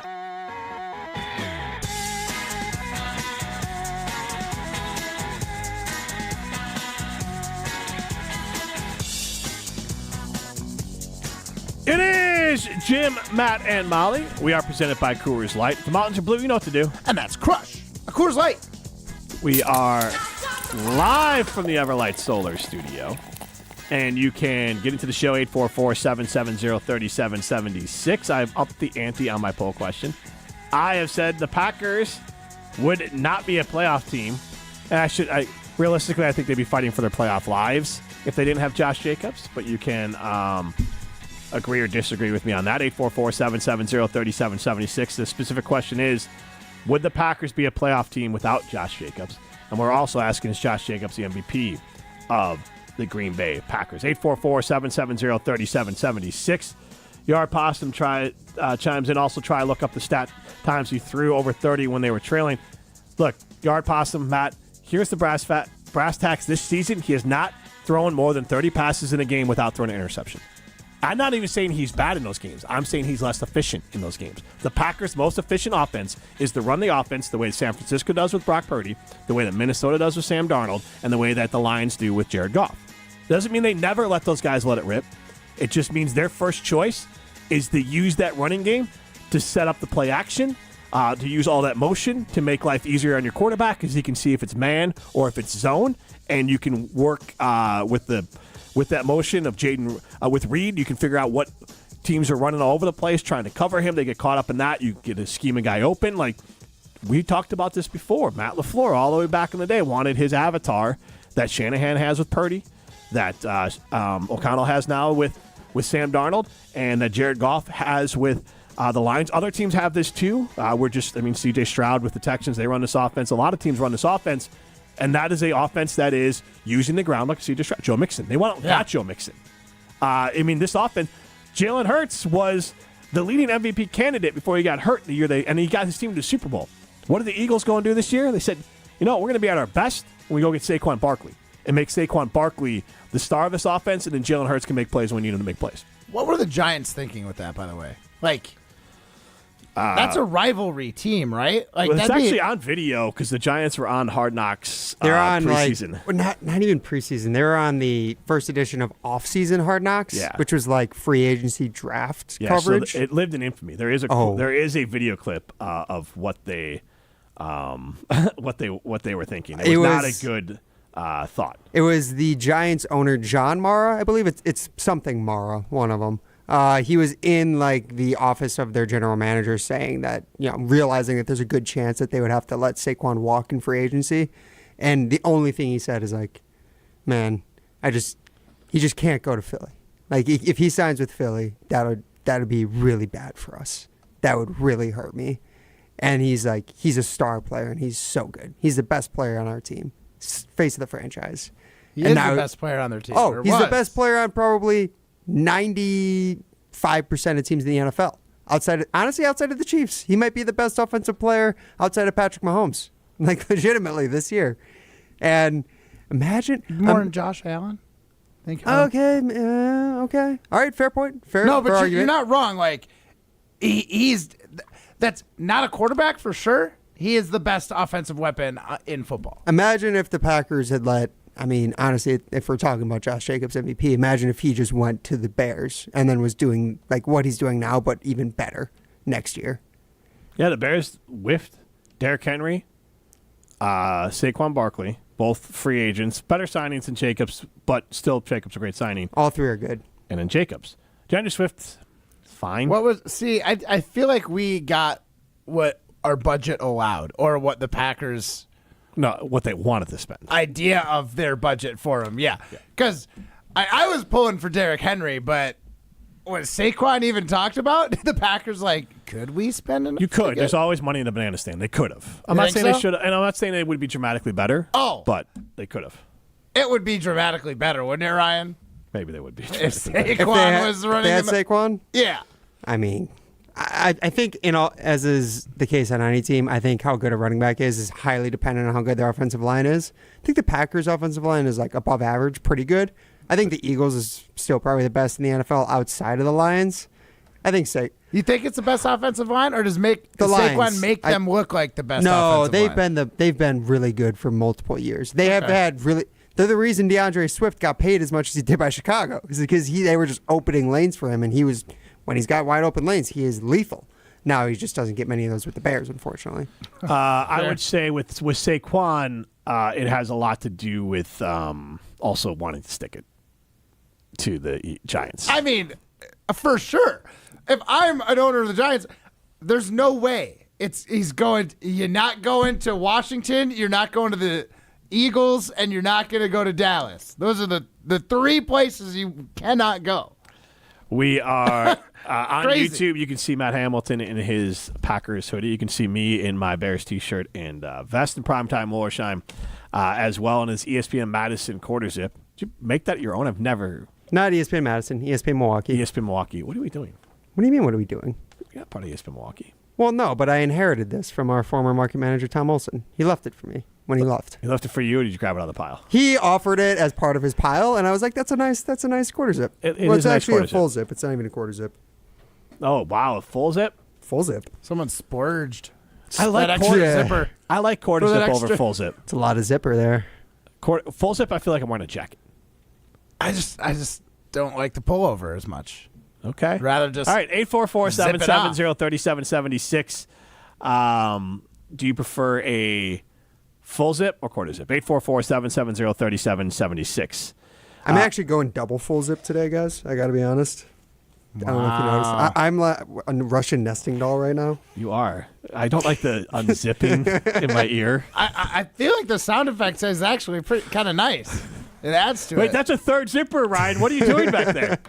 I got 3 quarter zips on. Full zips. Excuse me. 636 chimes in. Maybe when he throws an early interception, they fall behind early. They have to throw 30 times to attempt a comeback. It's not like 30 is a magic number. You're right. It's not like 30 is a magic number. But Philadelphia, I don't remember that being a big comeback. Man, I love how somebody just maybe it was the way you read it too, very level-headed. I was getting flustered and could not get to that point. It's still not accurate. You had me so riled up. Against 30 is not the magic number. I it just know. happens to be when You you're guys looking through the stats right now. You're getting bogged down in the minutia of, yes, 30 is a magic number, an easy number to pick from. But, I'm sorry, Houston, that was not a game that was a shootout or, a blowout. It was a game that was back and forth. 2 interceptions. Arizona, he was dealing, still threw a pick. They kicked the crap out of Zona.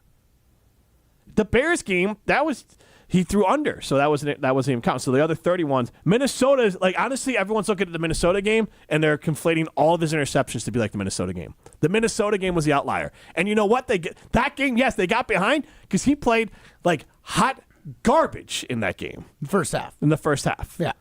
And so yes, that was very Favre-ian of him. Like he was the reason they were trailing, and then he threw a bunch of touchdowns to bring it close. But the other games, again. Like the Houston the narrative, Texans one, the pick six, like Tucker Kraft's fault, first of all. And then Jacksonville. Second of all, he was fine in that game. The Jacksonville game, they won at 30-27. He got hurt in that game, but he threw a pick. And so, again, he wasn't at 30 in that one. But these are not blowouts. I'm just, it's okay to say that our quarterback is really good when he doesn't have to be the star, when he's the co-star. Won't say it. We've got a really good quarterback that also has a really good running back right now. I'll give you that. Co-star. Sure. This is a Josh Jacobs joint, not a Jordan Love joint. You're right. It is. So Josh Jacobs is Timothée Chalamet. So then he's Spike Lee. Jordan Love is Zendaya. There we go. I think we'd all take that. Dune. Just part 1 and part 2. You haven't seen those movies? No. Really? They're pretty good. It's only because they're incredibly long. And Fair. so it's just a lot to commit. And my wife has no interest in watching them, so now it's a matter of when am I going to find the time. I do want to see them, but I have to carve out the time to do it. I would say find a way to watch the first one at home because it's good, but it's not worth splurging on like an extra movie ticket. And then see if Dune Part 2 is in theaters during Christmas and go see it. Okay. All right. Like seriously, I'm not Matt? opposed. Isn't it kind of like Star Wars? It's like a more like serious adult version of Star Wars. Like very. It's in the same vein. It's same vein, very science It's like fiction. a galaxy far away. Yeah, he made it. What? Kind of take a shot at Star That's Wars. not a shot. It's Star Wars is very kiddie. Come on. The first 3 weren't. I mean, one. You're thinking the third one might have been 1, 2, 3 are the prequels. The prequels Yes. are a little bit more family friendly. Except for 3. Even 4, 5, 6 are pretty family friendly. But they're not kids movies. Okay, they're not kids, but they're E for everyone. And then the other ones They're are PG. And then the other ones are definitely not. What? Yes, they are. That's PG-13 at best. The newest ones with Kylo Yes, Ren? that's PG-13 at best. Dune is a full R-rated movie. That's what I'm saying. What are they doing in this right. movie? In this movie, It's just a Is little. this It's a lot of gorier. sex? It's a little gorier. Okay. No. No, there's not. because he's just like, no. this is an adult Star No, Wars. it's not Did even you like- just watch Luke and Leia go for it instead of implying. Like That was a nice kiss, Jim. Come on. Yeah. No. It's a little. I don't. Gore is not even the right word. It's more violent. It's a war movie. It's honestly, it's kind of like a war movie, Yeah. especially at parts of it. Yeah. All right, we're gonna do Don't Quote Me next. Hey, it's ESPN Madison's Molly Brown. You've heard Jim Rutledge talk about Carbon World Health for years now about his experience with semaglutide, their 6-week experience, and all the ways he's changed his body and health. And I'm so excited to get my journey started at their new location in Sun Prairie at the Prairie Lakes Shopping Center. It's more of a med spa vibe there, so they've got the Botox, the injections, M-Sculpt, IV therapy, all the things. Go check them out. Tell them Molly from Jim, Matt, and Molly sent you. You're listening to Jim, Matt, and Molly, presented by Coors Light. Also brought to you by J&K Security Solutions, securing homes and businesses in the Madison area since 1987. When it comes to security for your home and family, you want a winner, and we found one when we placed our trust with J&K Security Solutions. This is Greg Gard. Kim and Jeff hit the game-winning shot for us with the Control 4 home technology system. Home or away, from our smartphones, we can open the garage door, dim the lights, turn on the TV, as well as arm the security system. That's convenience as well as peace of mind. Let J&K Security Solutions do for your home or business like they've done for us. Call 255-5799 or online at jksecurity.com.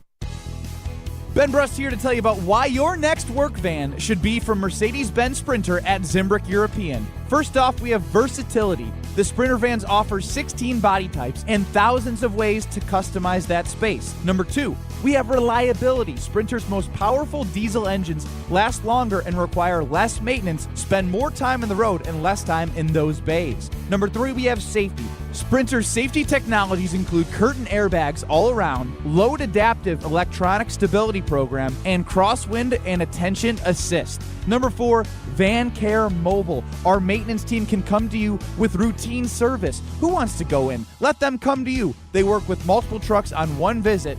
Use the Mercedes Me Connect. And last but not least, get your Zimbrick Sprinter at Zimbrick European at Rimrock Road and the Beltline, or go online at ZimbrickEuropean.com because they never charge over the MSRP.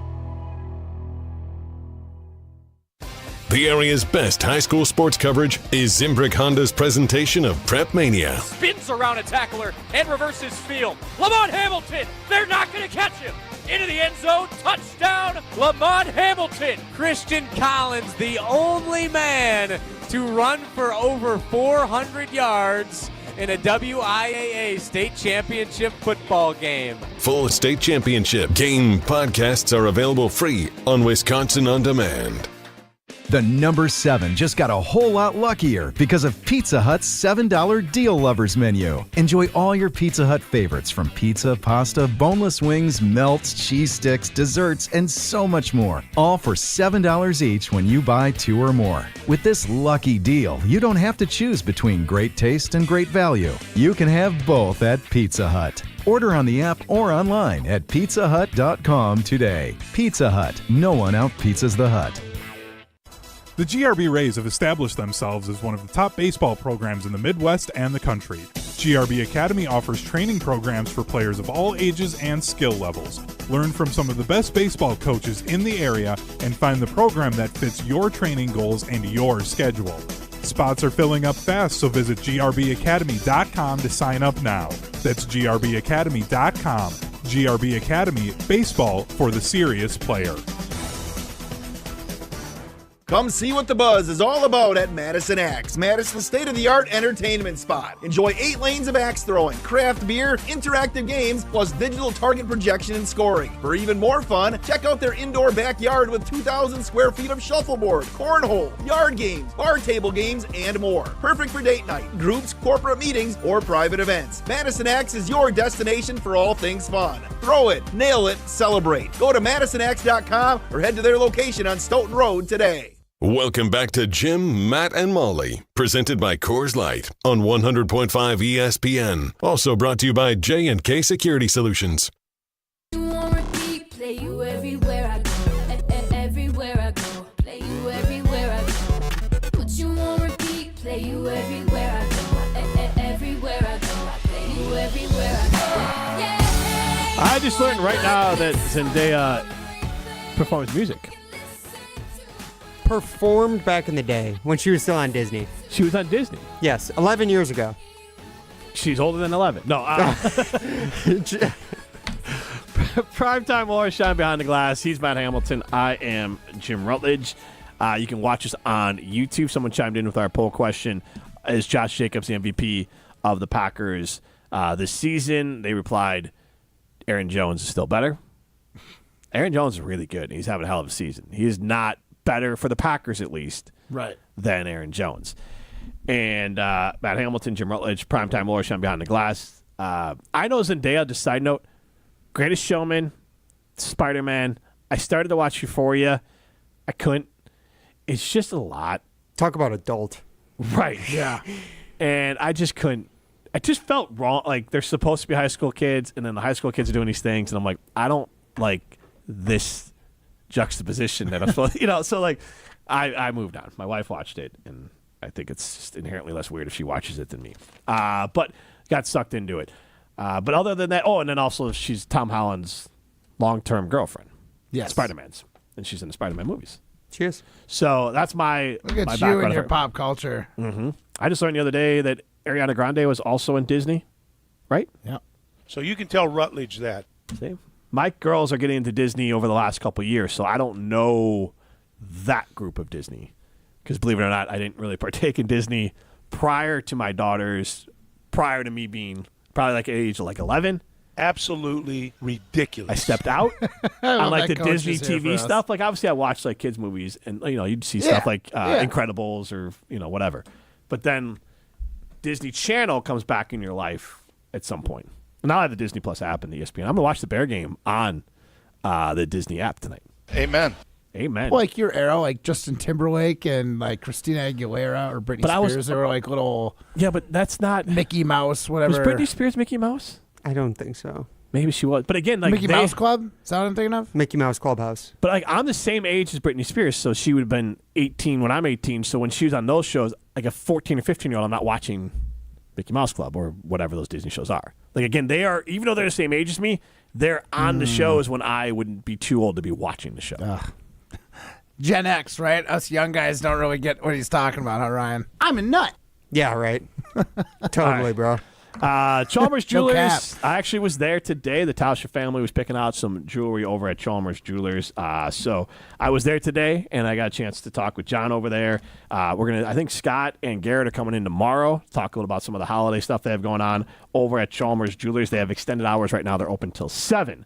So if you're a last-minute shopper, you can go downtown or in Middleton to Chalmers Jewelers. Let's go to Don't Quote Me review. We're not saying it's gonna happen, Let it ride. but if it does, then we want credit. Say that again, because that is an amazing take. I told you all. If not, well, Don't quote me, boy, because I ain't said. Yeah, guys, so as we do leading into every Packers game, we make our Don't Quote Me predictions. Now, these are our long shot predictions where if they don't happen, it's fine. Don't worry. You can't hold us to it on Monday. But if we got it right, we do want all that credit. So I don't think there's anybody really looking for credit this week, guys. The first one I'll throw out there, somebody on this show, not here today, predicted that Christian Watson would get 2 touchdowns in this game. That was Molly Brown's submission that she sent in on Friday. Christian Watson not really close to getting 2 touchdowns, but I mean, it's kind of the wide receiver core for the Packers. It's like, pick your poison of who's getting the touchdowns She this might week. be the closest this week because it's at least the right position group. Good point. Very good point. So the next person on the list here has predicted that Jordan Love and Geno Smith will both throw 300-plus yards and 2 interceptions in the game. Who predicted that? I did. The Seahawks threw 2 interceptions. They had 2 picks? I thought there was a second one. Yeah. Yes. Howell threw a pick? Oh, yeah, Oh, he threw my it to God. Adrian Cooper. That's right. Oh, You my might as well God. handed it off to him. Oh, that should have been his 3rd pick, too. Yes. Cooper should have caught the one before that. Honestly, Sam Howell not turning it over on every possession was a miracle for Seattle. That's true. He's so bad.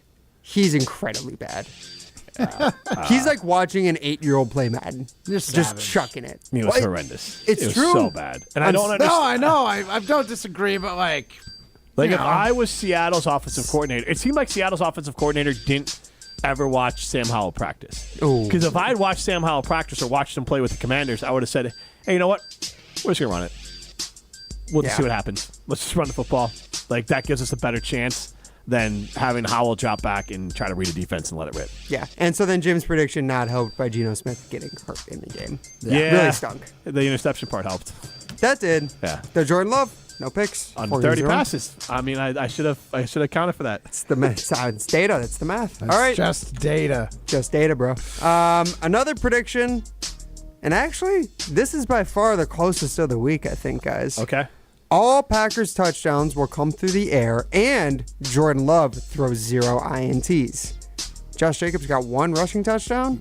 2 passing, yep. 2 passing touchdowns for Jordan Love, and 0 interceptions. Matt Hamilton. Yeah. I might have got real close. It was pretty close. Molly's is close too, right? Because Yours is she closer. picked one person. You got the right player. Yeah. Hers is closer? No, Matt's is closer. Matt's is closer, yes. I All said right. yours. You probably heard hers. But Yours. again, I still feel like I kind of copped out with a kind of an easy one. I don't know. I think there's predicting You know all what I the mean? Packers touchdowns would come through the air would have been impressive.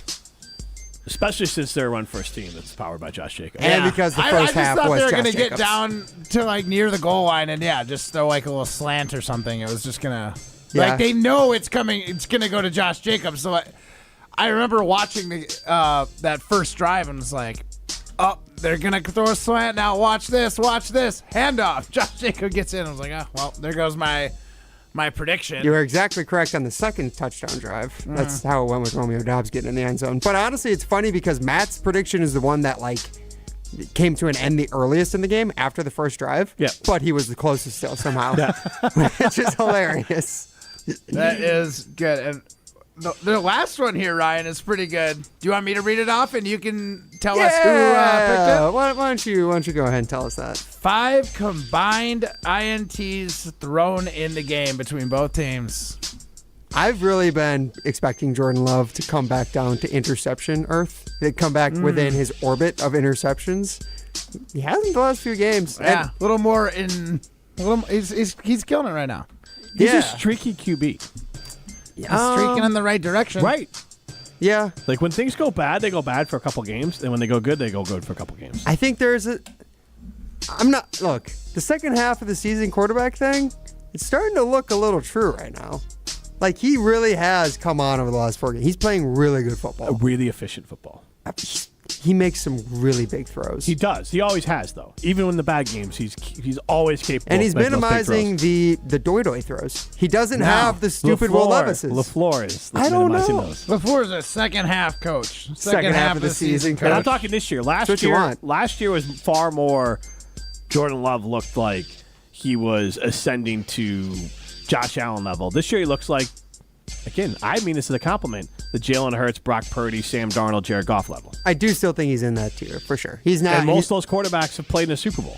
Yes. So or a lot. Brock Purdy, all of them but Darnold. That's true. Great point. But Jim's a hater. Well, yes, and I think he's very far away from the They've Josh all Allens. lost the Super Bowl. Well, because they play Patrick Mahomes. And it's not a crime to say that maybe Jordan Love isn't Patrick Mahomes. And he's not Josh Allen or Lamar Jackson either. Don't get me wrong. Right. He's not. Or at Joe this- Burrow.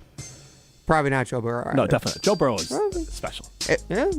Only knocking him is injury. Jordan not Love Joe and T. Burrow. He's not Higgins Joe and Burrow Jamar yet. Chase. I'd like to see what happens. Well, Joe Burrow throws a lot of picks too.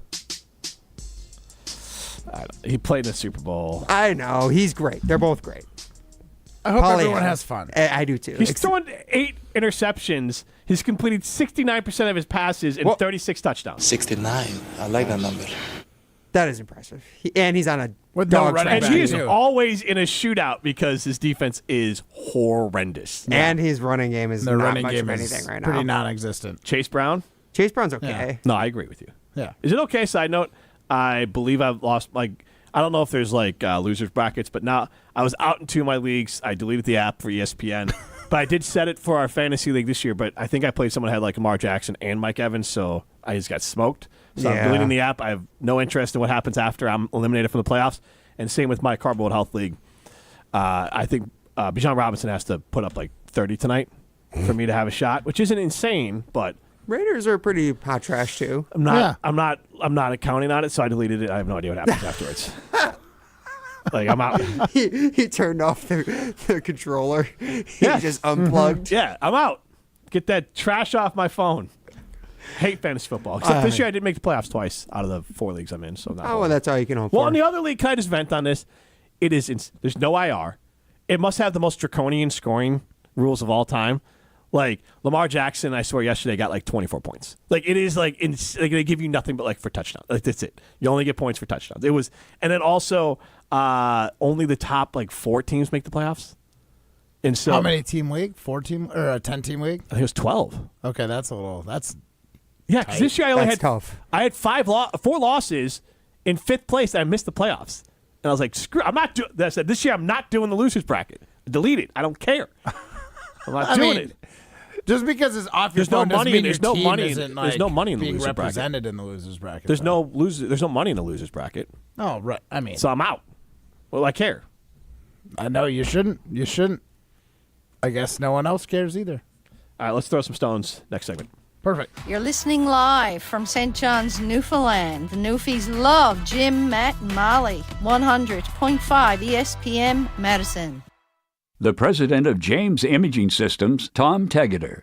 Over 45 years ago, my father, James Tegeter, founded our company on a cornerstone of quality, integrity, and service as the best way of connecting with clients. As I reflect on 2024, I'm grateful for the James Imaging Systems team. Thank you for your unwavering commitment to always connecting with clients and helping them thrive. To each long-term client, I extend my gratitude and thanks for your confidence and support. We look forward to remaining connected to you as your local business technology partner. I also appreciate our new 2024 clients for connecting with us. Welcome to the James Imaging Systems family. Looking forward to 2025, I believe if each of us embraces the power of connection, our local community will prosper. Merry Christmas, Happy New Year, and God bless America. James Imaging Systems, your local business technology partner.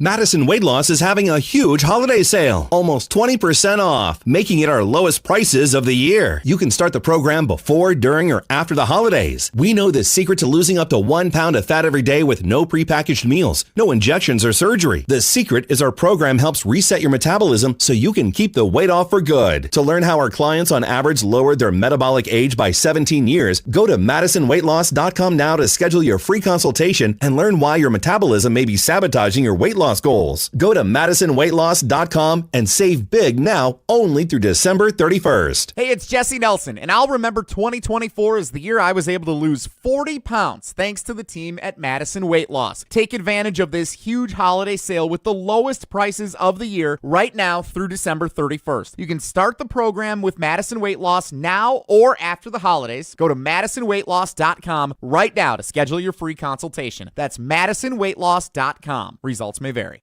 The area's best high school sports coverage is Zimbrick Honda's presentation of Prep Mania. Spins around a tackler and reverses field. Lamont Hamilton, they're not going to catch him.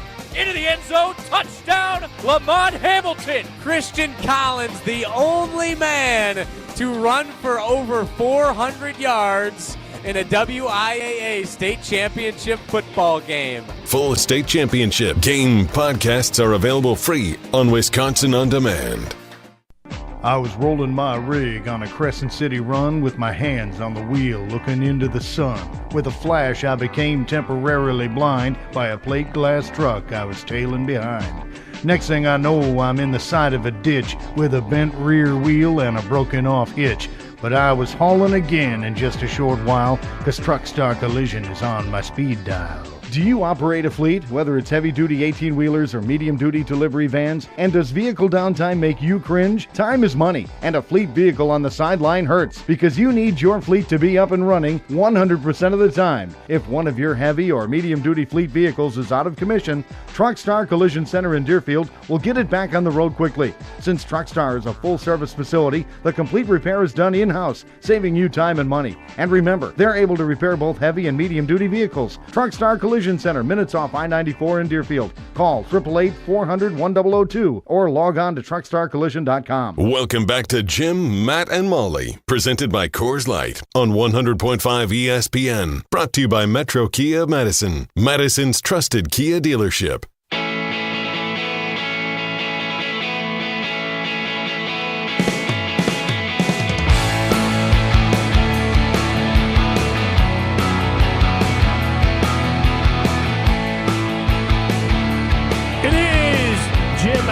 And Molly. He's Matt Hamilton. I am Jim Rutledge. We're live from the Everlight Solar Studio.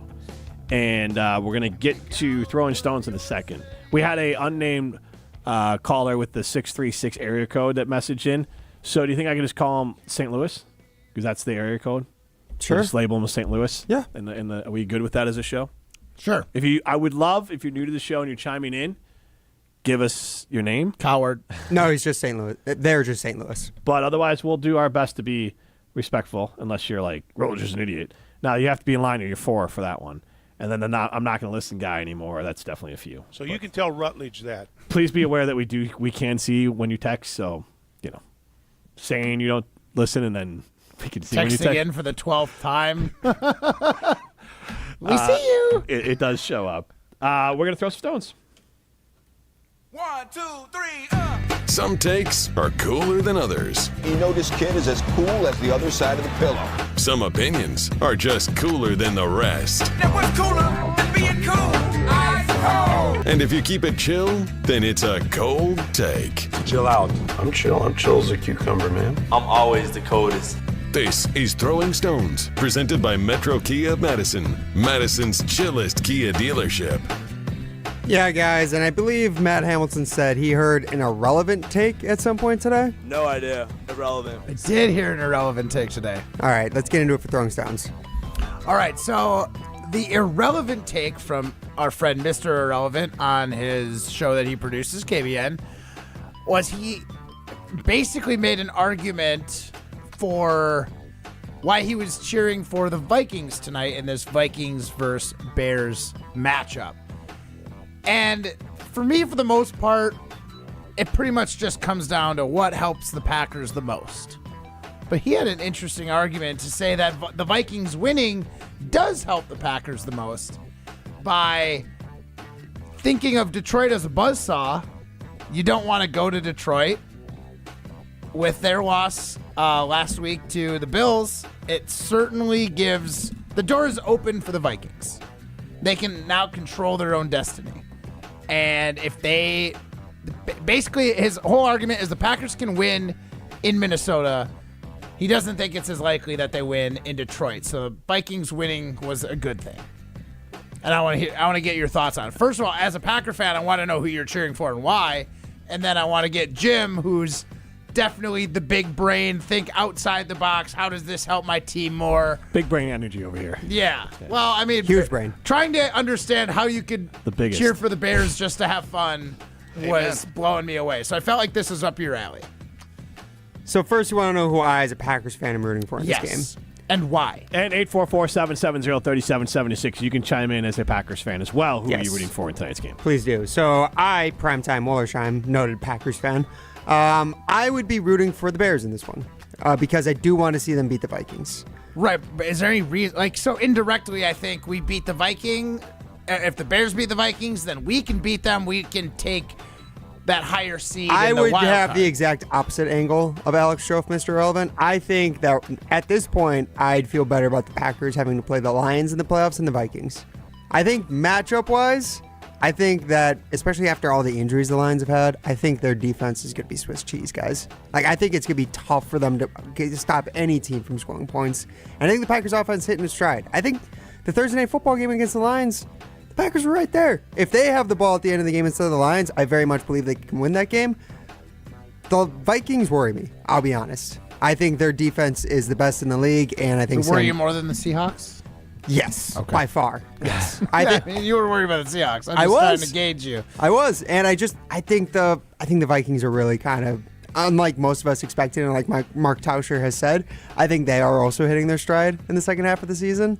And I would be more worried about having to go to Minnesota and play the Vikings in the playoffs at this point than I would be about playing the Lions. So Matt is blinded for many reasons about like a giant hate rage against Minnesota. Yes. You got friends who like the Vikings. So Yeah, you and Tauscher as a a former player, you both have blind spots for him. And so I hate Minnesota. I know you do. Maybe more than the Bears. But if the Bears start winning, the Bears will take that over. But we'll see. I'll make sure of it. Yeah. Yeah, because you will. I know you will. Yes, I bring the force and the First step annoyance is of the Bears being 10 good. of 10 people. Get over that I bring the hurdle force first. and angst of 10 people. Tonight for me as a Bears fan, I'm kind of indifferent. I honestly I'm just rooting for I want Caleb to look good, best outcome.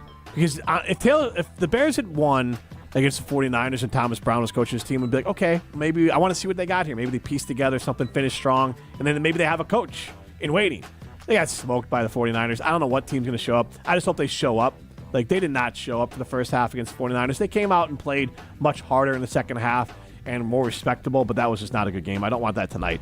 But to Ryan's concern, and I've said this before, and Matt, I'm not sure if you're on the show or not, and O'Malley has been, the Packers beat the Vikings on the road last year with Kirk Cousins out of the game. Kirk Cousins, that was not Kirk Cousins. That team was already cooked. The Packers were losing handedly to the Vikings last year at Lambeau Field until Kirk Cousins got hurt. The Vikings would have been the playoff team in front of the Green Bay Packers if Kirk Cousins didn't get hurt last year. I feel very comfortable saying that. So, that all matters. And not retroactively changing the Packers season last year, but that means if you were looking at the Vikings as a team that made the playoffs last year, and now they maybe made an upgrade at quarterback from Kirk Cousins to Sam Darnold, and that was a playoff caliber team last year. They got better at quarterback and better at running back and are healthier, and then they have a elite defensive coordinator in Brian Flores who will be looking for jobs.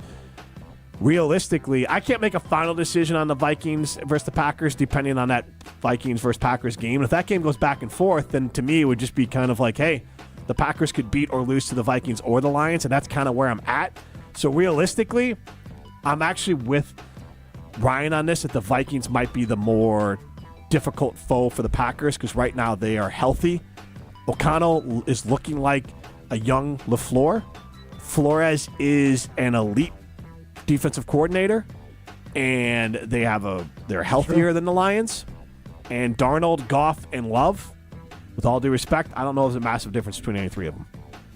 I think Darnold is a slight step down from what Kirk Cousins was most seasons with the Vikings. I think their defense... I'm going off last season. I know, yes. But I'm saying I think the real difference from last year is the defense for the Vikings is by bar none the best in the league. But it's also the addition of Aaron Jones. That too. Makes their running game better than it was last year. And Jordan Addison, I think, wasn't really healthy last year. I think Justin Jefferson got hurt throughout the year. They were ding last year. And Hawkinson is back. This is the reverse. They're getting healthier. Yes. Mm-hmm. Yeah. I think, they're hitting their stride, and am I crazy to say the Lions might be coming, they might slide down a little bit? I'm not going to do it because I have to see it happen first. But yes, if you push me today, I'd say Philadelphia is the best team in the NFL. They could very well end up being the 1 seed. Who's the best team in the NFC North? I still have to go with the Lions. Yeah, Lions, Vikings, Packers. Unquestionably, you have to go that order. I agree, but based on what I'm hearing, I thought maybe you could make an argument for the Vikings, then Lions, then Packers. You could make an argument. I think it's more than anything. I think the Packers would match up slightly better against the Lions than they would against the Vikings. I think the Vikings defense worries me more than the Lions defense. The way Flores blitzes, exactly, going to chaos. Like most quarterbacks, you get them out of their comfort zone and off their spot. They are spotty. And Jordan Love falls in that category. I agree. So does most, again, outside of Josh Allen, Joe Burrow, and Lamar Jackson and Mahomes, that's every other quarterback in the NFL. Yeah. He's not bad at it. He's just inconsistent when he gets moved off his spot. Matt, what about you? So what are we saying? Final, go Bears. Go Bears. Because I want the Vikings to be a wild card team. Okay. I would say go Bears because that means most likely Caleb played pretty well, and I want Caleb to finish the season What strong. if Caleb goes 5 for 15 and the Bears win on defense and special teams? Worst case scenario. Worst case scenario for me as a Bears fan. Absolutely. I'll be miserable. What a waste of my time. Why are they winning? Yeah, because winning does nothing. Forget even the helping the Packers part of it. Because I hope they win the Rams-Niners game. Carlos Santos, 5 field goals. 12-6. Because honestly, none of it matters. For now, the Packers are not winning the division, so the rest of it doesn't really matter to me. So I look at it like this. It would just be pointless because if Caleb isn't looking good, I really don't care what happens with the Bears. Why would I? Why would you? That's a good point. You'd probably want them to lose if he wasn't looking good, so you can get him a little offensive help. Right, that's what I mean. Or, move on up. There's a left tackle from LSU is probably a top 6 pick. He's coming into a great culture, winning culture for sure. The culture's cooked. Their passing game coordinator's their head coach. Who's going to be their GM next year? Probably Thomas Brown. At this rate? He's literally just moving up and taking all the positions. It's like that meme of like, I keep getting promoted and it's ruined my life. Like, that's Thomas Brown at this point. Honestly, he really is. Because realistically, he's probably not ready to be a head coach in the NFL, and now he's going to be exposed, being asked to do too much when he probably needed a few more seasons to be offensive coordinator and then be head coach, but they didn't have anyone else, and Eberflus had to go because the team was going to murder him. Maybe literally. So, I mean, like, what are you going to do? We will get to my other poll question, which people are agreeing with me on. On the other side is Jim, Matt, and Molly, presented by Coors Light. You're listening to Jim, Matt, and Molly, presented by Coors Light on 100.5 ESPN, ESPN Madison on YouTube, and Wisconsin On Demand. Coors Light presents To Chill or Not to Chill. When your friend skips your favorite song on the playlist. End the friendship. Or choose chill because that song lives rent-free in your head anyway. And you planned ahead by bringing Coors Light to the party. And the sound of that ice-cold can cracking open was music to your ears already. Coors Light. Choose chill. Celebrate responsibly. 2024 Coors Brewing Company, Golden, Colorado. Ben Brust here to tell you about why your next work van should be from Mercedes-Benz Sprinter at Zimbrick European. First off, we have versatility. The Sprinter vans offer 16 body types and thousands of ways to customize that space. Number 2, we have reliability. Sprinter's most powerful diesel engines last longer and require less maintenance, spend more time on the road and less time in those bays. Number 3, we have safety. Sprinter's safety technologies include curtain airbags all around, load adaptive electronic stability program, and crosswind and attention assist. Number 4, Van Care Mobile. Our maintenance team can come to you with routine service. Who wants to go in? Let them come to you. They work with multiple trucks on one visit. Use the Mercedes Me Connect. And last but not least, get your Zimbrick Sprinter at Zimbrick European at Rimrock Road and the Beltline, or go online at ZimbrickEuropean.com because they never charge over the MSRP. Ben Brust here to tell you about the Princeton Club. I joined the Princeton Club because I was looking for a place I could invest in my health, and the environment and the community I have felt has made it so easy for me to incorporate it into my everyday life. It doesn't matter where you're at in your fitness journey because they have something to offer everyone. It also goes beyond fitness. From the moment you walk in the club to the moment you walk out, there is a togetherness felt throughout the members and staff that keeps you going for your better tomorrow. Don't wait any longer and get started on your fitness journey today at PrincetonClub.net. That's PrincetonClub.net. UW Credit Union presents the Prep Mania Student Athlete of the Week, supporting local student athletes as they grow on the field, in the classroom, and in the community. UW Credit Union is here for every you. Learn more at uwcu.org. Hi, this is Dennis Semrau from Zimbrick Honda's presentation of Prep Mania here on 100.5 ESPN. We're very excited to partner with UW Credit Union to help bring you even closer to the stories of great young student athletes. Each week, as part of this season of Prep Mania,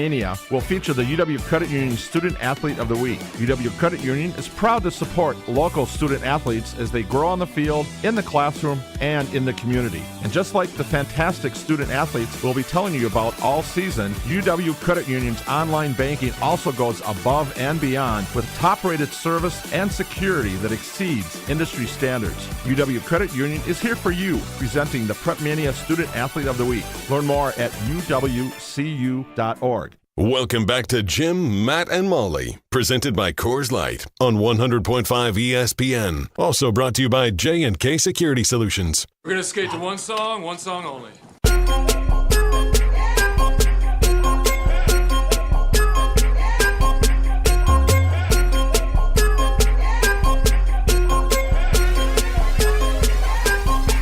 Jim, Matt, and Molly continues live from the Everlight Solar Studio. Molly Brown out with babies. Matt Hamilton, Jim Rutledge with you. Primetime Laura Shine behind the glass. We are presented by Coors Light. We had a couple poll questions. You can see them at ESPN Madison. I first asked the question, and you guys agreed with me. Josh Jacobs is the MVP for the Packers this season. Do you agree? 93% of you say yes. And then I asked the question. I upped the ante, in the words of Primetime Laura Shine. This is also at ESPN Madison. We did ask the question on YouTube. You can stream us on YouTube as well, ESPN Madison's YouTube page. You can listen back, Wisconsin On Demand, Apple, Spotify, and those great places. And at Jim Matt Molly, along with at ESPN Madison, is where to follow us on social.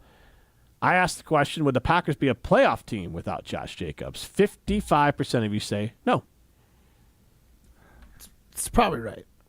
And it really just comes down to We'd be a fringe team, and it depends if we would get Jim's stats, Jordan Love, or the Jordan Love we had last year that could throw more than 30 passes. If you get out of your feels, I would say that Jordan Love, and this is what the Packers wanted, is built to run this offense. And this offense is predicated on having a great running game and then a quarterback who can make plays when asked to. I agree that this is probably the best fit for Jordan Love. That doesn't mean he's not capable of doing it. Everyone is capable of having a big game. Brock Purdy had big games. Didn't Jared Goff throw 5 touchdowns yesterday? Yeah, I mean, a lot of those are in garbage, coming back from down 2 touchdowns. I'm just saying, like, he had a big game. Big game, yeah. Sure. But they got out of their game because their defense couldn't hold up, and then he had to get out of his game, and that's not the best way for the Lions to win. The best way for the Packers to win. Now, that's not the best way for any quarterback to win. True. The only issue that works against the Packers, which I think is their Achilles heel this year, we can talk about it more tomorrow, is their defense isn't good enough to win this way, and Jordan Love, I don't think is good enough to win 3 or 4 shootouts to go win the Super Bowl. You might be right. So, like, that is the Achilles heel for the Packers. We can talk about that more tomorrow. Great Dane Huddle is coming up next with Alex Gravatt, Derek Engler, Tarek Sala, and, of course, Greg Alvarez. It's been Jim, Matt, and Molly, presented by Coors Light. See ya. This is utterly preposterous that I've even heard that.